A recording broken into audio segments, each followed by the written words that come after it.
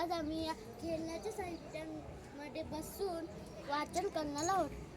हॅटेच्या आई म्हणाली, आलो ही बघ तुझ्यासाठी छोटी छत्री. आलोनं विचारलं, कशाला छत्री? पाऊस पडतोय ना, तेव्हा बाहेर घेऊन जायला, म्हणजेच तू भिजणार नाहीस.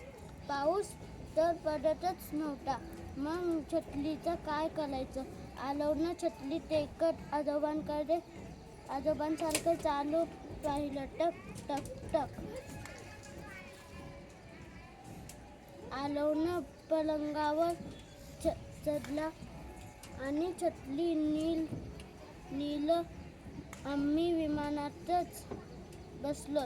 हे आमचं पॅराशूट आहे आणि आम्ही खाली उडी मारणार आहोत. बघ, 1 2 साधे मादे आले. पॅराशूट गेलं उडत कुठंच तरीच आलो एकटाच जमिनीवर पडला. धडाम. थँक्यू.